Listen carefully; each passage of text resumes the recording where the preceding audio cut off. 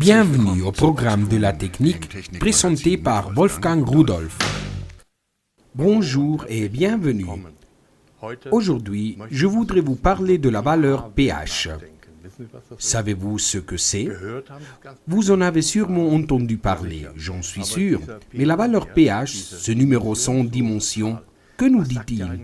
D'où vient-il? Et surtout, comment est-il déterminé? Et pourquoi doit-on le déterminer? Est-il important? Bien sûr. Bien, cette valeur pH, nous devons parler d'un chercheur de liquide danois qui a implanté en 1909 cette dénomination de pH+. Son nom est Søren Sørensen. Il a introduit cette dénomination même si ensuite elle a été un peu modifiée. Et en principe, si nous souhaitons le décrire scientifiquement ou de manière pseudo-scientifique, nous parlons de la mesure de l'activité d'ions d'hydrogène. Et la magnitude physique est le logarithme négatif. C'est-à-dire un logarithme à la base de 10.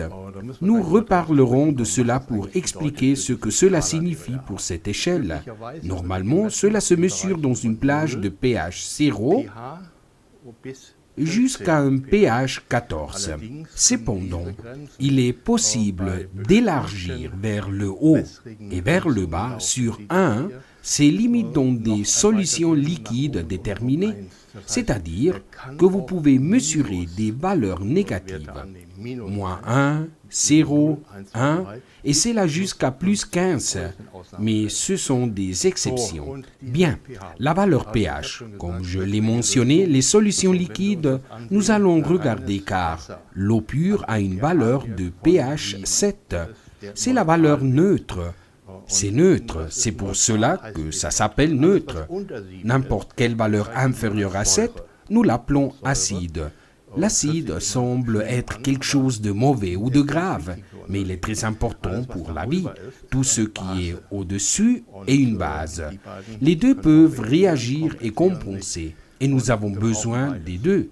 Par exemple, des lessives ou des produits de nettoyage. Ceux-ci ont une valeur de pH qui est au-dessus du pH 7. Il devrait être alentour de 9, 10 ou 11 et quelques savons jusqu'à 12. Il est nécessaire pour que nous puissions nous laver les mains. Les mains et la peau ont normalement un pH de 5,5.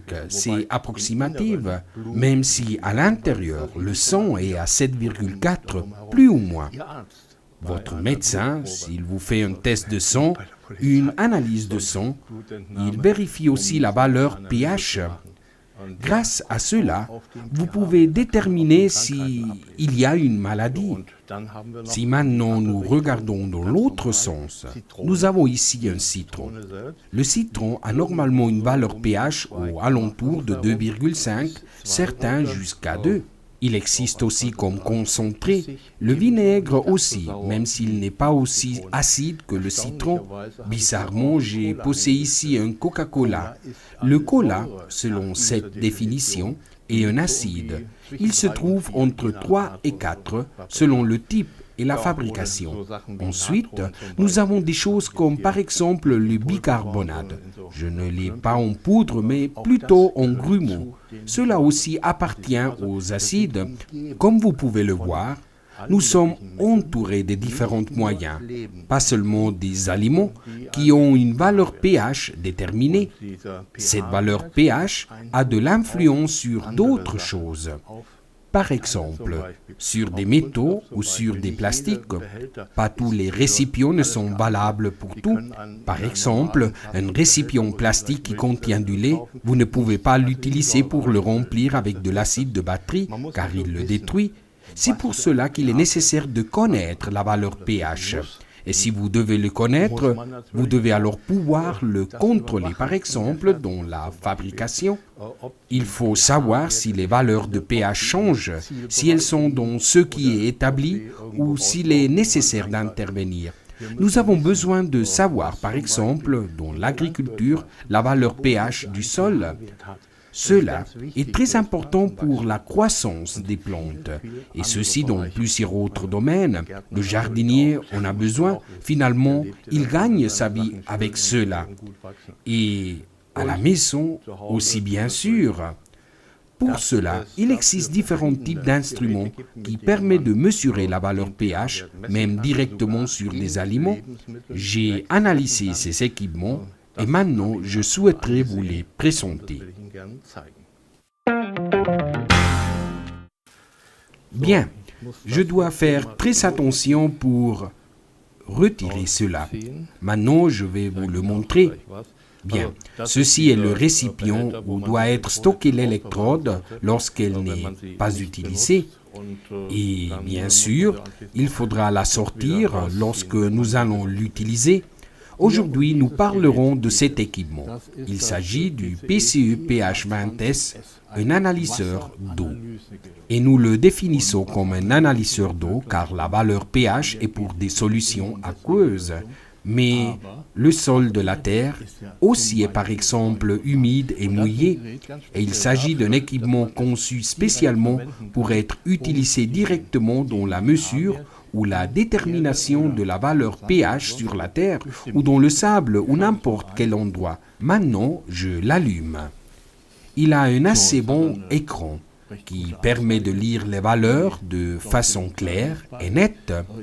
J'ai la possibilité de fixer la valeur sur l'écran et une autre fonction qui me permet de tourner l'écran sur 180 degrés. Je veux en avoir besoin si je veux vous le montrer, ce que je veux faire maintenant. Mais avant, quelques données. Cet équipement mesure le pH dans une plage de 0 à 14, c'est-à-dire la plage standard. Tout cela avec une résolution de 0,01. La précision dépend un peu de la plage de mesure, comme sur n'importe quel mesureur. Et c'est quasiment tout. Il s'alimente avec des piles. Et maintenant, nous allons procéder à la mesure. Je vais changer la visualisation en tournant l'écran sur 180 degrés. Maintenant, vous ne pourrez pas le lire, mais maintenant, oui, vous pourrez le lire. Maintenant, nous le mettons ici dessus, de cette manière. Maintenant, je vais introduire de manière très simple dans mon jardin que j'ai amené aujourd'hui avec moi et je l'introduis dans la terre. Comme vous pouvez le voir, il commence à mesurer immédiatement. Et en fait, cela me permet de pouvoir déterminer de manière aussi simple la valeur pH de la terre de mes fleurs, mes plantes, dans la jardinerie ou aussi dans l'agriculture. Bien sûr, si vous souhaitez travailler selon la normative DIN, vous n'attendrez donc pas la profondeur souhaitée avec cette électrode. Dans ce cas, vous devrez créer une solution. Vous devez prendre un peu de terre, la mélanger et la mesurer. Le professionnel le sait.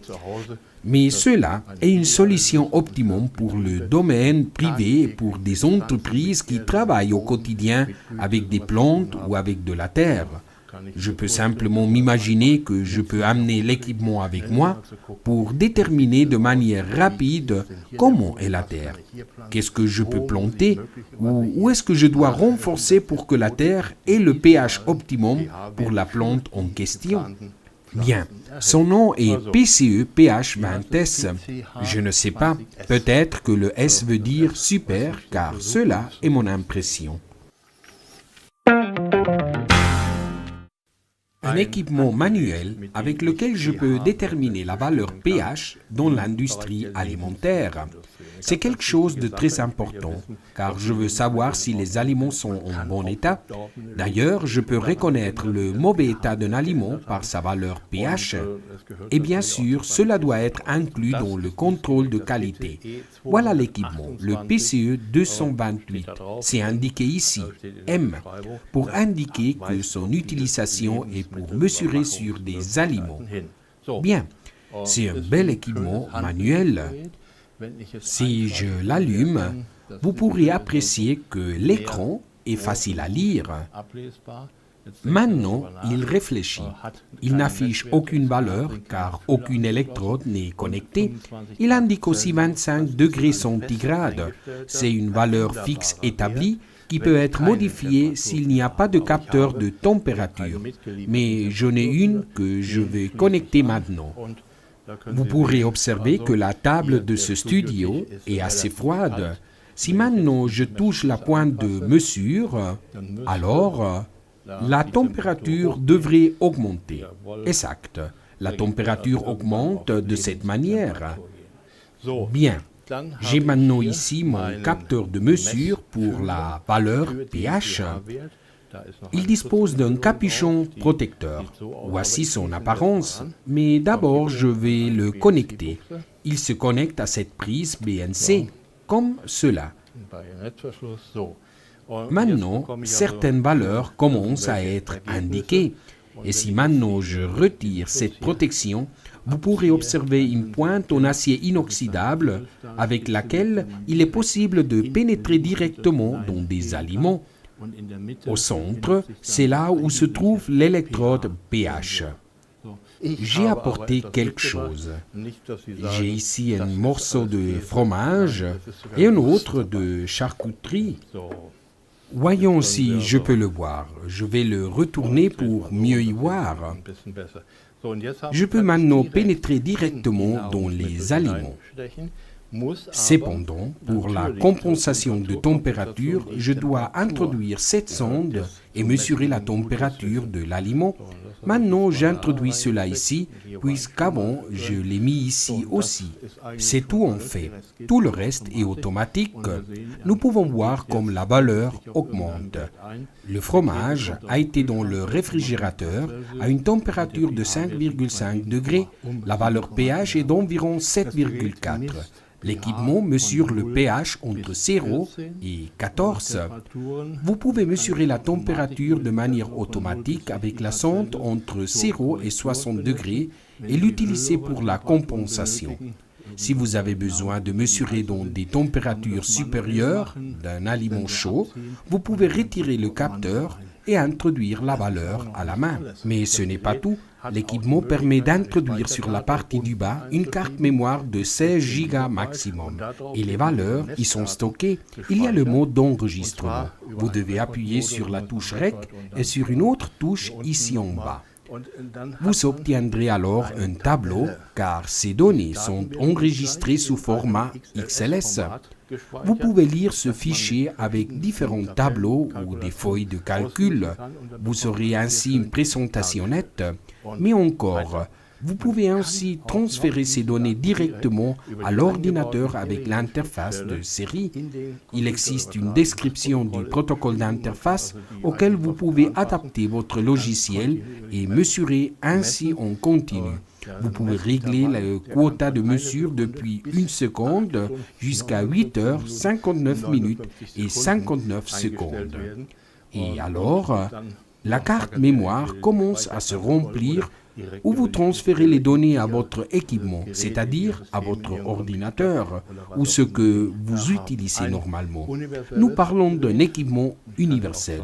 Je peux vous montrer que non seulement il est possible de contrôler le fromage, mais aussi la charcuterie.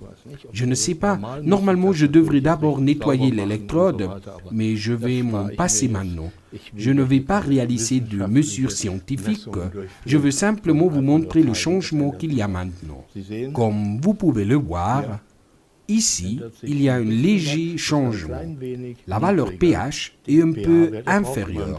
Elle a besoin d'un peu de temps pour se stabiliser. La charcuterie est un peu plus acide que le fromage. Vous pouvez même peut-être le remarquer. Bien, le PCE 228 version M avec ses capteurs, un vérificateur pour différents types d'aliments qui peut pénétrer dans l'aliment. C'est un bon équipement qui permet de mesurer et de contrôler de manière simple et sûre la qualité de nos aliments.